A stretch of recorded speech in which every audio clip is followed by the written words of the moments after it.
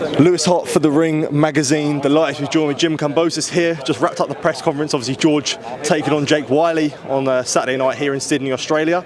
Jim, it's good to see you. Good to be in Sydney for the first time. How's things? How are you?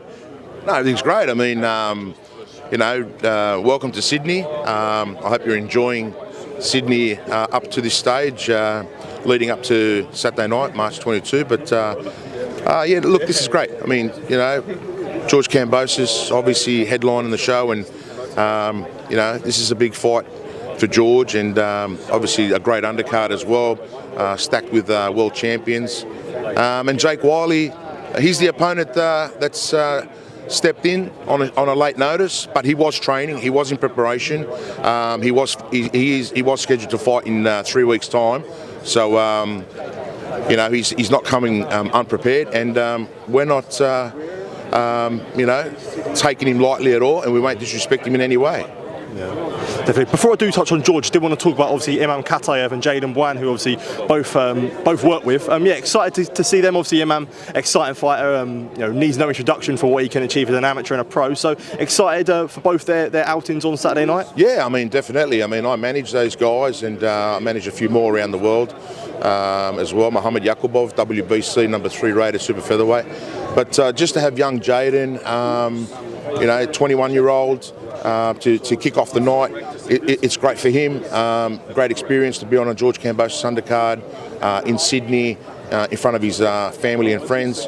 And the kid's pumped, and when I gave him the heads up that I'm going to take you off a certain show and I'm going to put you on George's show, because I had him scheduled on another show with some of my other fighters are on that show a week later, the kid just hit the roof. He was so excited. But then when you look at the big name, who's standing to my left here, Imam Khataev. I call him the Destroyer. Yeah. He's promoted by The Tiger, very good promotional company over in Canada with Camille Estefan. But to be fair, he is the name on everyone's lips, and he's going to showcase himself on Saturday night against Palacio, a guy that I had a good look at, and I got him into Sydney. I think Palacio's a good test for him, and the only reason I settled with Palacio was because Palacio went the distance with Lele Seche, 12 rounds, and I just think that's a good test for Imam moving forward.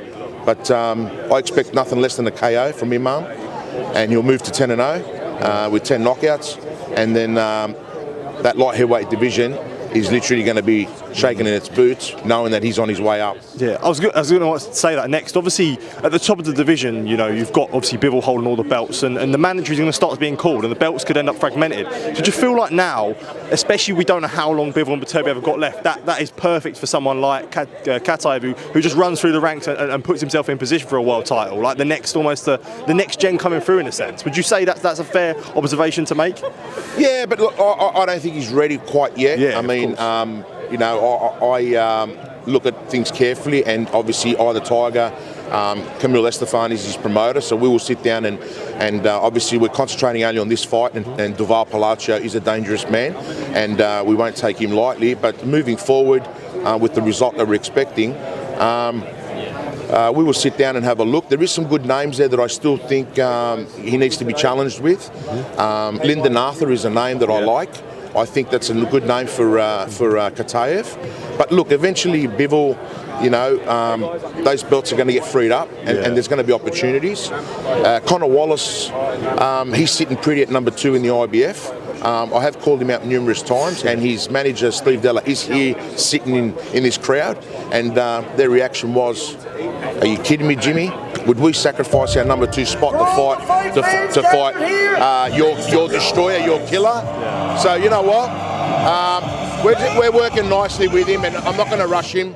I think there's about he's probably got 2 fights, possibly 3, before we get in a good position. Yeah, for sure. And as I say, when you say Lyndon Arthur from the UK, naturally that's a fight that excites me.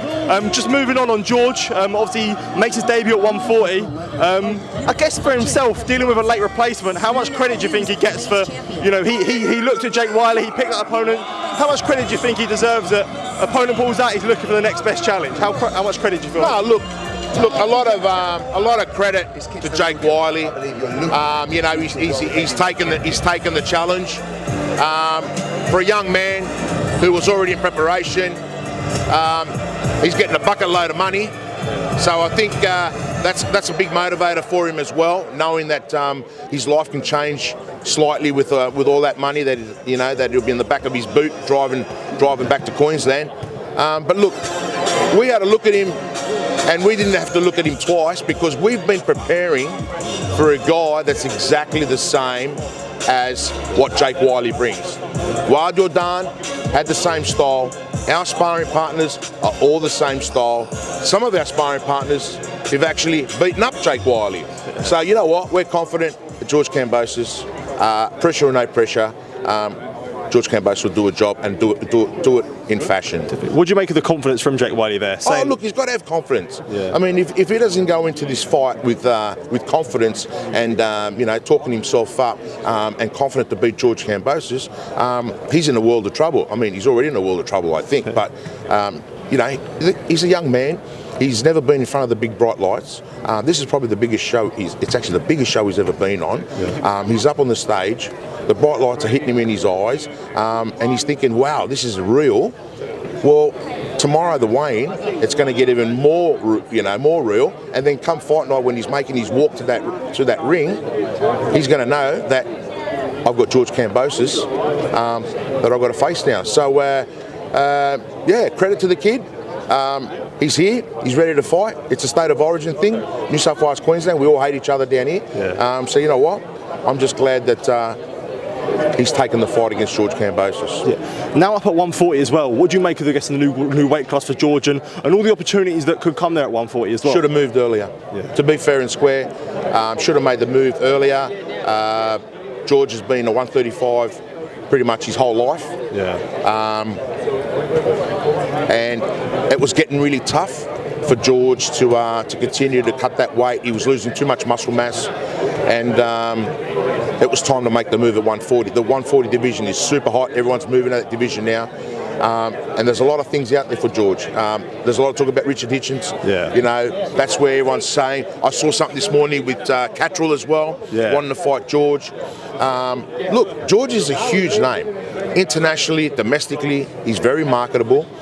He comes to fight and he's entertaining, so everyone wants to fight George. But he'll come into this fight and moving into his new division very strong. He's holding that extra 2.4 kilos. You can see he doesn't look dry at all. He looks very, very strong. And we're going to see a different George Kambosos because of that extra muscle in his new division. Do have to ask about Richardson Hitchins. Obviously not looking past Jake Wyllie, but it's been pretty open there. Eddie Hearn said in an interview with me yesterday that Hitchins has already signed up to it for June in New York.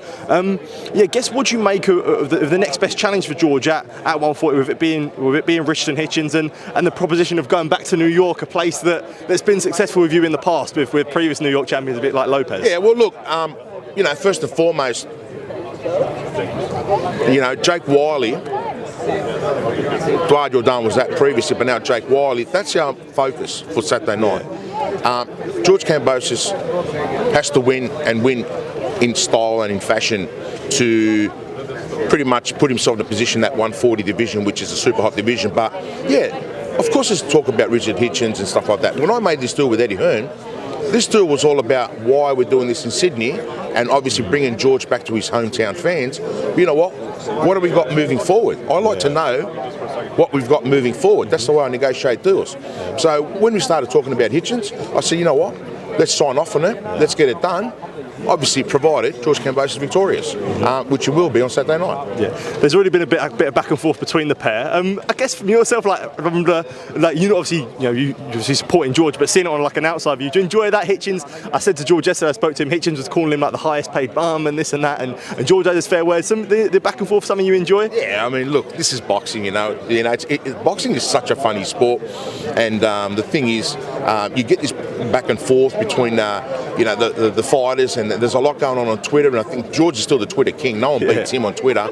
And George, I think I saw something where George said that his car is worth more than what in my Hitchins been interview, paid in his last fight and everything else. So look, this is boxing, but look, boxing is a sport of entertainment, and everybody likes entertainment, and you need these things to go out. But to be honest, I think there's a bit more bad blood between George and Hitchins. But once again, we need to concentrate on Jake Wyllie. A lot of respect to the kid, and then obviously moving forward, we've got to get the result before we fight Hitchins, and then you'll be able to, you'll be able to see a lot more of the banter going backwards and forwards in June. They're talking June at Madison Square.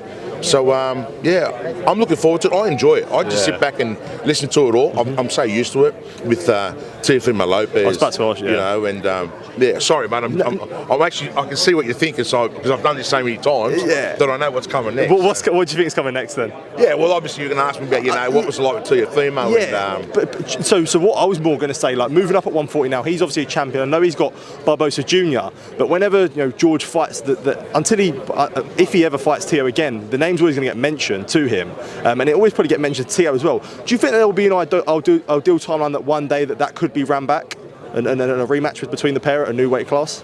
Yeah, I mean, we never owed him a rematch to start with because George was the mandatory challenger with the IBF. But look, we've gone down that road with Lopez wanting to fight George. Top Rank have reached out to me numerous times prior to us fighting Lomachenko, George fighting Lomachenko, and said, hey, we want to do George Kambosos and Teofimo Lopez. And I said, listen, we don't have a problem doing that fight. But that fight's got to happen in Australia. I said, we've been to Madison Square, we've made it happen. If Teo really wants to avenge that loss, and he can't go to bed at night without seeing that one loss of George Kambosos, he has to come to Australia. Well, Top Rank put it to him, and Teofimo Lopez said, no, we're not coming to Australia. George Kambosos has to come to America. So I told Top Rank, and I won't reveal the figure, but I told Top Rank, we'll come to America and we'll fight Teo at Madison Square, but the starting negotiated dollar is boom. And they thought I was crazy. They said, Jim, you're fucking nuts. You're basically throwing a figure. I said, no, you want the fight, Teo wants to fight, that's the dollar, and that's baseline negotiating. Guess what? They disappeared, went away. But moving forward, that fight is always going to be there for us. It's going to be there for everybody to see. And I think second time round, the result will be the same, and it's going to be huge. What do you think of, I know George spoke about his good relationship with Arnold Barboza Jr. What do you make of Teo's fight against Arnold on May 2nd in New York? Oh, look, it's a great fight. But I think Barboza is going to upset him, to be honest. I mean, look, it's funny sometimes what you get with Teo. You don't know what Teo you're going to get. And I've said that before with Josh Taylor, that if you get the right Teo and a relaxed Teo and a mentally fit Teo, you're going to get the right, a good Teo. And he showed that against Josh Taylor. But I think it's a good fight. I think Barboza, I think Barboza beats him in a decision. And then once again, I read something this morning that Teofimo Lopez is now been dropped from Eddie Renaso. They're not training him anymore. Now, I don't know how true that is, but there was something out there saying that Eddie Renaso is no longer working with Teofimo Lopez. Now, do you know anything about that? I don't know anything about that. That would have been I knew that there was a bit of not sure how it will work, because obviously I think Garcia was potentially working with him as well. But that's the first I heard of it. As sort of when you look back, and it's obviously been a few years since George beat him, but especially now, like the recent behaviour of Teo, do you ever think it's a cause for concern, like with Teo, and especially in the build-up to the Barboza fight, like George was sort of taking the mick out of him with the sword at the press conference? Like, what do you make of all that, especially since like George beat him and how the timeline sort of progressed since then? And what, like Teo with the sword? Yeah, just like his general behaviour, especially this year in the last few months. Yeah, like he's a showman, mate. And he loves being the showman. So of course, he's going to come out with with the swords and pretty much everything. But and I think he's ticked off Barboza big time with what he did and the slap as well. So Barboza said he wants blood now, and he promised his young daughter that he was going to get blood. So it's going to be a very interesting fight and how it plays out. But that's a huge card that's going to happen in Times Square. I mean, huge card, So congratulations to everyone involved, Ring Magazine, and everyone involved, Matchroom, and that for putting that on. Yeah, definitely.